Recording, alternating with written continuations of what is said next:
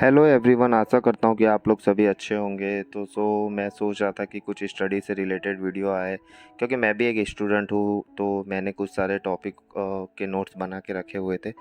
तो मैं सोच रहा था कि मैं अपने द्वारा बनाए गए नोट्सों को सबके साथ शेयर करूं, जिससे मेरे द्वारा बनाए गए नोट्सों से लोगों को भी कुछ जानकारियाँ प्राप्त हो, कुछ हेल्पफुल मिले। मैं उसी से रिलेटेड लेके वीडियो आ चुका हूं।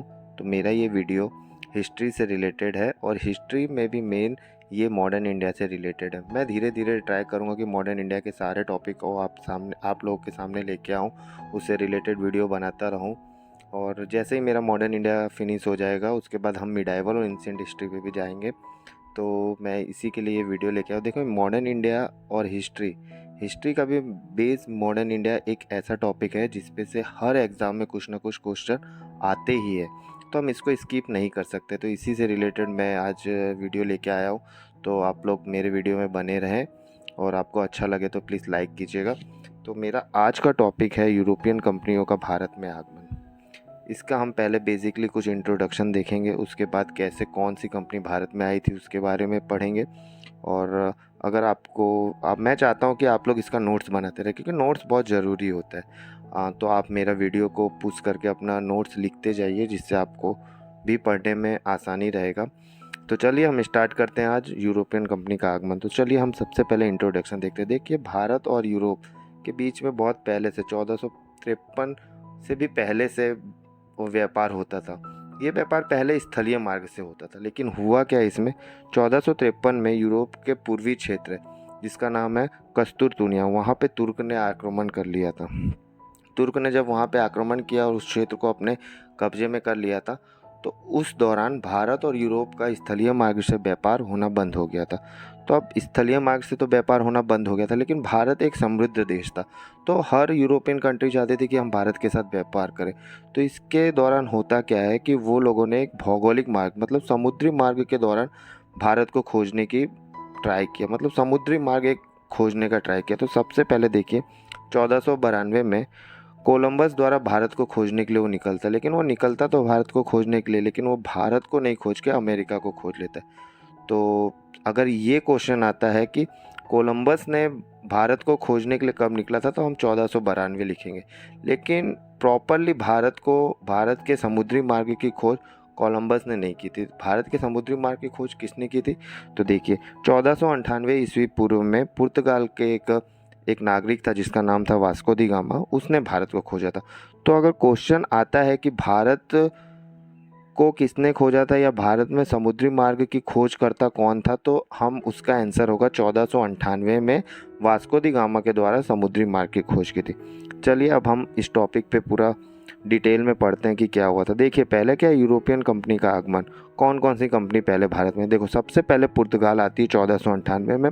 वास्को दी गामा ने पुर्तगाल से आए थे। वो कहाँ, भारत में सबसे पहले कालीकट एक जगह है, वहाँ पे पहुँचे थे। कालीकट केरल में एक जगह है, वो उस बंदरगाह पे पहुँचे थे। उस समय वहाँ के राजा थे जमूरियन। फिर उसके बाद डच भारत में आते हैं।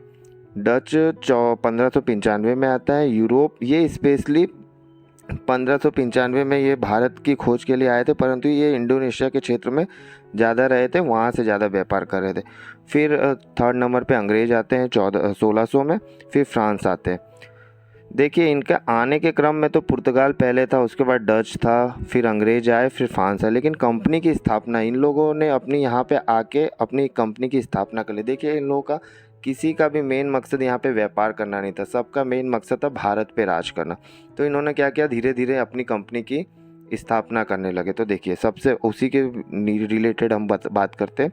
देखिए, पुर्तगाल 1498 में आए, लेकिन अपनी कंपनी की स्थापना इन्होंने कब की, 1503 में कोचीन में। इनकी पहली फैक्ट्री कोचीन में थी। फिर अंग्रेज 1600 में आए थे, पर इनकी कंपनी की स्थापना 1608 में सूरत में हुई। फिर डच 1602 में, मसूलीपट्टनम में इन्होंने अपनी कंपनी की स्थापना की 1605 में। फ्रांस आते हैं 1664 में, और इन्होंने भी सूरत में 1668 में अपनी कंपनी की स्थापना की। चलिए अब हम डिटेल में सबके बारे में डिटेल से पढ़ते हैं कि जैसे पुर्तगाल आया तो पुर्तगाल ने क्या क्या काम किए, कैसे भारत पे अधिकार किया, उसके बारे में। तो चलिए हम स्टार्ट करते हैं पुर्तगाल से। देख, तो पुर्तगाल अफ्रीका को पार करके भारत में आए थे, और ये लोग जिस मार्ग से आए थे उस मार्ग को कहते हैं केप ऑफ गुड होप। और ये पहले भारत के कालीकट पहुँचे थे, केरल में जो जगह है कालीकट, उस समय वहाँ के राजा थे राजा जमोरियन। आप लोग एक बात नोट करते चलिएगा कि पुर्तगाल अफ्रीका को पार करके भारत में आए थे, और ये जिस मार्ग से आए थे उसको क्या कहते हैं। ये बहुत बार एग्जाम में क्वेश्चन गया है। देखिए, मैं छोटे छोटे पॉइंट्स आपको बताते रहूँगा जो आपके लिए बहुत हेल्पफुल होगा। छोटे छोटे पॉइंट्स पे ध्यान दीजिए। एग्ज़ाम में यही छोटे छोटे पॉइंट्स पूछे जाते हैं और हम लोग मिस्टेक करके आ जाते हैं। तो आप लोग ध्यान रखिएगा कि पुर्तगाल जिस मार्ग, समुद्री मार्ग से भारत में आए थे, उसको क्या कहते हैं, कैप ऑफ गुड होप। और ये लोग सबसे पहले केरल पहुंचे थे। केरल के कालीकट बंदरगाह, वहाँ के राजा थे जमोरियन। ऐसा कहा जाता है कि जमोरियन ने इनका बहुत स्वागत किया था और बहुत अच्छे से इनका स्वागत किया था। देखिए, फिर हम आगे बढ़ते हैं। वास्को दी गामा भारत से में जब आए थे तो भारी मात्रा में यहाँ से मसाले, कपड़े, ये सब लेके गए थे। और ऐसा मानना है, ऐसा कहा जाता है कि जब वास्को दी गामा ने उसको ले जाके पुर्तगाल में बेचा तो उनको 60% से भी ज़्यादा प्रॉफिट हुआ था। मतलब आप समझ सकते हो कि इंडिया से ये कितना सारा सामान लेके गए, उसको बेचने के बावजूद इनको 60% का प्रॉफिट हुआ था। फिर देखिए दूसरा कौन आता है। 1500 में पेंड्रो अल्पवेज होते हैं, वो भारत में आते हैं। फिर 1502 में वास्को दी गामा फिर से भारत में आते हैं। पुर्तगाल के राजा थे प्रिंस हेनरी, और इनको ये भौगोलिक खोजकर्ता में से एक माने जाते हैं, और ये प्रिंस हेनरी को द नेविगेटर भी कहा जाता है। एक पॉइंट और आप लोग नोट कर लीजिएगा कि द नेविगेटर किसे कहा जाता है, तो प्रिंस हेनरी, पुर्तगाल के राजा प्रिंस हेनरी को द नेविगेटर कहा जाता है। अब धीरे धीरे पुर्तगाल लोग भारत में आने लगे थे। अब ये क्या करते हैं कि धीरे धीरे इनके वायसराय को भारत में भेजते हैं। तो वायसराय को भेजने के क्रम में सबसे पहले वायसराय इनके आते हैं अल्मीड़ा, जो 1505 से लेकर 1509 तक भारत में रहते हैं। इनके नेतृत्व में ही पुर्तगालो कंपनी की स्थापना हुई थी, और अल्मीड़ा ने एक नीति चलाई थी जिसे ब्लू वाटर पॉलिसी कहा जाता है। एक पॉइंट और नोट कर लीजिए, ब्लू वाटर पॉलिसी नीति किसने चलाई थी, तो उसका आंसर होगा अल्मीड़ा। फिर सेकंड इनके वायसराय आते हैं अल्बुकर्क। सेकंड वायसराय आते हैं इनके अल्बुकर्क, जो 1509 में आते हैं और 1515 तक रहते हैं। इन्होंने भारत के कुछ भागों को जीत लिया था, और इन्हें ही कंपनी का वास्तविक संस्थापक इन्हें ही कहा जाता है। और इन्होंने अल्बुकर्क जैसे ही भारत में आते हैं तो इन्होंने क्या किया, अपनी राजधानी को कोचीन में बनाया। 1510 में इन्होंने क्या किया, फिर ये लोग धीरे धीरे भारत पे आक्रमण करने लग गए तो, और अपना अधिकार जमाने लगे। तो इन्होंने क्या किया, 1510 में बीजापुर का एक अभियान चलाया, जिसमें वहाँ के शासक यूसुफ आदिल शाह से इन्होंने गोवा को जीत लिया। और गोवा को जीता था इन्होंने 1510 में। गौर कीजिएगा, 1510 में इन्होंने गोवा को जीता था, लेकिन गोवा को छोड़ने में ये सबसे लास्ट थे। 1961 में इन्होंने गोवा को छोड़ा था। इन्होंने भी एक नीति चलाई, विवाह नीति, और इन्होंने एक और नीति चलाई थी जिसका नाम है 3G, जिसको कहते हैं गोड, गोल्ड और ग्लोरी। थर्ड वाइसराय आते हैं इनके नीनो डी गिन्ना। इन्होंने क्या किया, राजधानी अपनी कोचीन से हटा के गोवा कर दी और कार्यालय भी बना लिया। 1535 में इन्होंने दीव को जीता, 1559 में इन्होंने दमन को जीता। दोनों को जीत के इन्होंने गोवा में मिला लिया। पुर्तगाल के इतने ही वाइसराय भारत में आए थे, और कहा जाता है कि भारत में प्रिंटिंग प्रेस के जनक पुर्तगालों को ही माना जाता है। और ये लोग अपने साथ फल में क्या क्या लेके आए थे, गन्ना, अनानास और पपीता, ये चीज़ें ये लोग अपने साथ लेके आए थे। सो पुर्तगाल से हमें इतनी ही बातें याद रखनी है, और मेरे समझ से इससे ज़्यादा क्वेश्चन नहीं आते हैं। हो सकता है और भी क्वेश्चन आते होंगे। मैं एक वन लाइनर टाइप का जो मैंने अपनी हैंड राइटिंग में जो मैंने नोट्स बनाया उसी से रिलेटेड मैं आपको बता रहा हूँ। तो चलिए अब हम आगे बढ़ते हैं। जो दूसरे आए थे डच, ये 1595-96 में भारत में आए थे, और ये कार्ल लिनियस हाउटमैन के नेतृत्व में भारत पहुँचते हैं। सबसे पहले डच पूर्वी एशिया के इंडोनेशिया क्षेत्र में जाते हैं, वहाँ से मसाले का व्यापार शुरू करते हैं। इसके बाद वो भारत में आते हैं। भारत में आते हैं तो इन्होंने सबसे ज़्यादा रुचि अपने वस्त्र और कपड़े में दिखाई थी। कपड़ा लेके जाते हैं भारत में। 1759 में एक युद्ध होता है डच और अंग्रेज़ों के बीच में, जिस युद्ध को कहते हैं वेदरा का युद्ध। इस बात को भी आप नोट कर लीजिए, वेदरा का युद्ध बहुत एग्जाम में पूछा गया है। वेदरा का युद्ध कब हुआ था, तो वेदरा का युद्ध 1759 में डच और अंग्रेज के बीच में हुआ था, जिसमें डच हार जाते हैं और डच का भारत से नामो निशान ख़त्म हो जाता है। उसके बाद देखिए अंग्रेज आते हैं, जिससे बहुत क्वेश्चन आते हैं, बहुत ज़्यादा ही क्वेश्चन इससे आते हैं। तो चलिए हम स्टार्ट करते हैं। तो अंग्रेज़ सबसे पहले 1600 में आते हैं। 31 दिसंबर 1600 में महारानी एलिज़ाबेथ द्वारा भारत में कंपनी की स्थापना का उद्देश्य से ये भारत में व्यापार करने आते हैं। उस टाइम जब महारानी एलिज़ाबेथ ने ये बात उद्देश्य था, तो उस समय मुग़ल वंश का शासक थे अकबर, और अकबर ने इन्हें 15 वर्ष की व्यापार की अनुमति दे दी थी। 1603 में महारानी एलिज़ाबेथ की मृत्यु हो जाती है। उसके बाद वहाँ पे 1603 में शासक बनते हैं जेम्स प्रथम, जो अपना दूत भेजते हैं भारत में। 1608 में कैप्टन हॉकिंस मुग़ल दरबार में अकबर के नाम का फरमान लेके आते, लेकिन आप लोगों को पता होना चाहिए 1605 में अकबर की मृत्यु हो गई थी। तो ये लेके तो आए थे अकबर का नाम का फरमान, लेकिन ये जहांगीर के दरबार में पहुंचते हैं।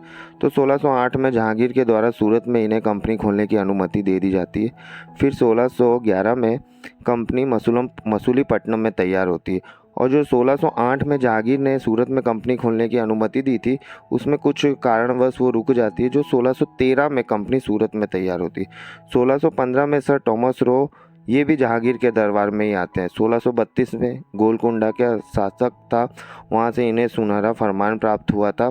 फ्री व्यापार मतलब सुनहरा फरमान मतलब उन्हें फ्री व्यापार करने की अनुमति दी थी। 1717 में मुग़ल शासक फ़ारूक शेर के दरबार में पहुँचते हैं जॉन सरमन। जॉन सरमन को माना जाता है कि ये एक डॉक्टर होते हैं, और फ़ारूक शेर को कोई बीमारी होती है जिससे ये ठीक कर देते। तो जिससे खुश होकर फ़ारूक शेर ने 3 फरमान जारी किए थे, जिसको हम शाही फरमान के नाम से जानते हैं। देखिए, तो पहला फरमान क्या था? 3000 रुपये देकर 3000 रुपये वार्षिक कर देकर मुग़ल बंगाल के क्षेत्र में मुक्त व्यापार कर सकते, मतलब उन पर कोई रोक टोक नहीं थी। 10,000 से वो सूरत में मुक्त व्यापार कर सकते, और बॉम्बे में जो उन्होंने सिक्के चलाए थे उसे पूरे भारत में चलाने की अनुमति दी थी।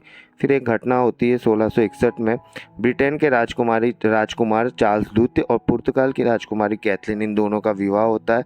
परिणाम स्वरूप भारत का बम्बई दहेज में पुर्तगाल ब्रिटेन को दे देता है। 1668 में 10 पौंड वार्षिक किराए पर कंपनी बम्बई भाड़े पे दे देती है, बम्बई को भाड़े पे दे देती है कंपनी को। फिर औरंगजेब का शासनकाल आ जाता है। अंग्रेज हुगली नदी के क्षेत्र में अपना पूरा प्रभाव जमा रहे थे, जिसके कारण क्या होता है कि वो लोग औरंगजेब के कुछ जहाज़ों पर अपना आक्रमण कर लेते तो और उसे हथियाने की कोशिश करते। तो 1668 में क्या होता है, औरंगजेब और सर जॉन चाइल्ड का आमना सामना होता है, जिसमें सर जॉन चाइल्ड हार जाते हैं। फिर बाद में एक संधि होती है, कुछ जुर्माना दिया जाता है, और उसके बाद वो वापस से इंडिया में रह जाते। देखिए, 3 बड़ी प्रेसिडेंसी अंग्रेज़ों ने जो बनाई थी, आपको दिख रही होगी। एक बॉम्बे प्रेसिडेंसी है, एक कलकत्ता प्रेसिडेंसी है, और एक मद्रास प्रेसिडेंसी। ये 3 महत्वपूर्ण प्रेसिडेंसी इंडिया में अंग्रेज़ों ने बनाई थी। मतलब ये तीनों क्षेत्र पे अधिकार कर लिया था, और यहीं से ये व्यापार के दृष्टि से पूरा अधिकार कर रहे थे। देखिए, कुछ किले हैं जो यूरोपियन कंपनियों के द्वारा बनाए गए थे। फोर्ट सेंट जॉर्ज जो मद्रास में, फोर्ट विलियम कलकत्ता में, फोर्ट लुई पौंडीचेरी में। फिर अंग्रेज के बाद एक छोटी सी डेनमार्क की कंपनी आती है, ज़्यादा दिन भारत में टिक नहीं पाती है। पहली कंपनी इन्होंने तंजौर में स्थापित की थी। एक स्वीडिश भी आती है जो सबसे लास्ट में आती है, हम इसकी सबसे लास्ट में बात करेंगे। फिर देखिए, फ्रांस आते हैं। 1664 में फ्रांस भारत में आते हैं, और ये लुई 14वें के नेतृत्व में भारत में आए थे। 1668 में इन्होंने अपनी पहली फैक्ट्री सूरत में बनाई थी। 1669 में इन्होंने मसूलीपट्टनम में, 1653 में इन्होंने पौंडीचेरी पर अधिकार किया था, जो ये पौंडीचेरी को 1954 में छोड़ते हैं। 1674 में इन्होंने चंद्रनगर पे कब्जा कर लिया था।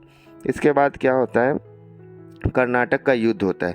अंग्रेज और फ्रांस के बीच में कर्नाटक का 3 युद्ध होते हैं, तो हम इसके बारे में डिटेल से चर्चा करेंगे। देखिए, कर्नाटक का युद्ध है वो अंग्रेज और फ्रांस के बीच में हुआ था। उसके बाद एक संधि हुई थी, जिससे वो लोगों के बीच में कुछ संधि हुई थी, मान गए थे। तो संधि को याद रखने के लिए एक ट्रिक है जो मैंने बनाई है, वो है ए पा पे।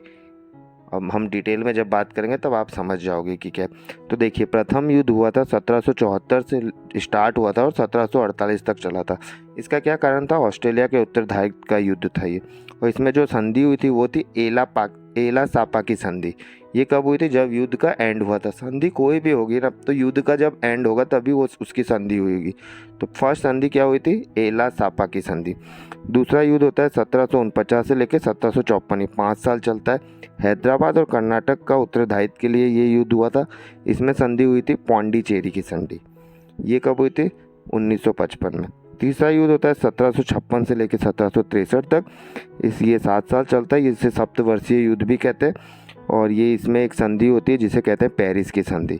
और वांडीवास का युद्ध होता है 1760 में, जो अंग्रेज और फ्रांस के बीच में हुआ था, जिसमें फ्रांस हार जाते हैं। अंग्रेजी सेना का नेतृत्व आयरकुट कर रहे होते हैं और फ्रांस का काउंट लाली कर रहे होते हैं। ये 3 महत्वपूर्ण युद्ध हुए थे जिसे हम कर्नाटक के युद्ध के रूप में जानते हैं।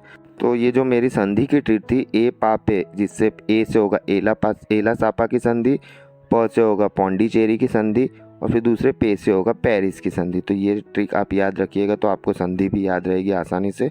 और मैं बार बार बोलते जा रहा हूँ कि आप चीज़ों को नोट करते चलिए, जिससे आपको आसानी रहेगा पढ़ते टाइम, और बहुत सी बातें क्लियर होती चली जाएगी। तो आज का वीडियो जो यूरोपियन कंपनी का आगमन था, ये 4 महत्वपूर्ण कंपनी और 2 छोटी कंपनियां भारत में आई थी जिससे रिलेटेड था। मैं आशा करता हूँ कि आपको समझ आ गया होगा। मैं धीरे धीरे ट्राई करूँगा बोर्ड पे पढ़ाने का। अभी तो मैं शुरुआत है, तो मैं धीरे धीरे ट्राई करूँगा बोर्ड पे, तो जिससे कि आप लोगों को और डीप में और अच्छा समझ आएगा। तो प्लीज़, अगर आपको अच्छा लगा हो तो मेरा वीडियो लाइक करें, मेरे चैनल को सब्सक्राइब करें। जय हिंद, जय भारत।